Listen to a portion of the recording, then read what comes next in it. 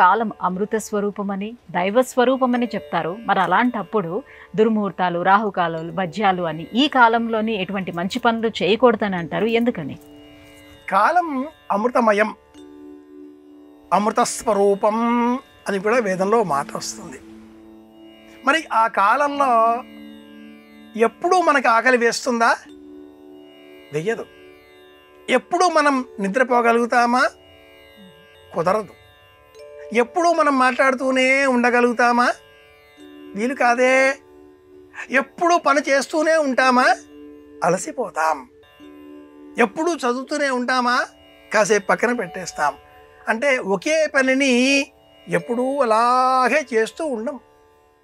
నిర్దిష్టమైన సమయాలలో రాత్రి వేళ నిద్రించాలి, ఉదయం వేళ ఆహారం స్వీకరించాలి, అడిగితే మాట్లాడాలి, వినే ప్రయత్నం చేయాలి, చిరునవ్వులు చిందించాలి.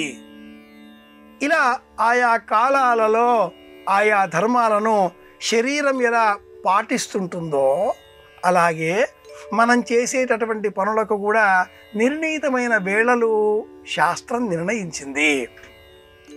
యత్పుణ్యం నక్షత్రం తద్వట్కుర్వీతోపవ్యుషం యదా వై సూర్య ఉదేతి. అన్నింటికీ వేదమే ప్రమాణం.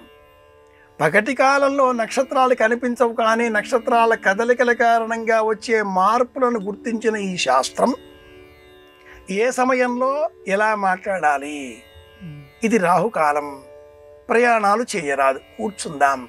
ఎందుకని?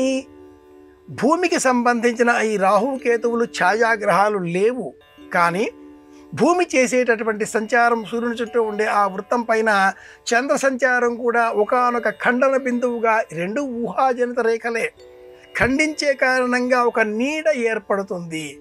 ఆ నీడ మన పైన ప్రభావం చూపుతుంది, మనలో ఉద్వేగం పెరుగుతుంది, వేగంగా వాహనాన్ని నడిపే ప్రమాదం, ప్రయాణంలో ఇబ్బంది. వర్జ్యం నక్షత్రానికి సంబంధించిన ఆద్యంతముల మధ్యలో విడిచిపెట్టదగినటువంటి కాలం.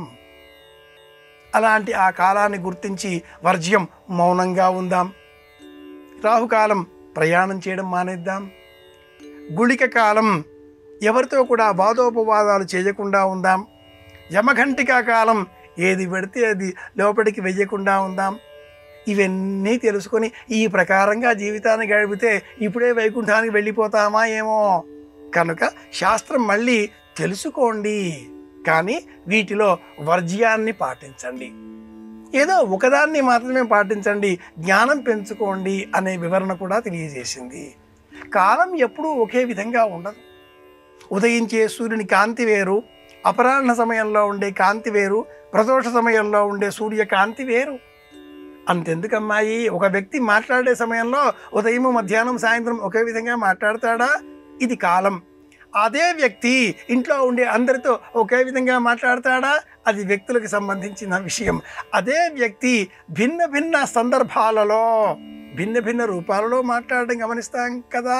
కనుక కాలం దురవగాహ్యం, కాలమే దైవస్వరూపం. కాలాయ నమః కలవికరణాయ నమో బలవికరణాయ నమో బలాయ నమో. శివస్వరూపం. కాలాన్ని గుర్తించి కాలహరణ లేకుండా జీవితం గడపాలి.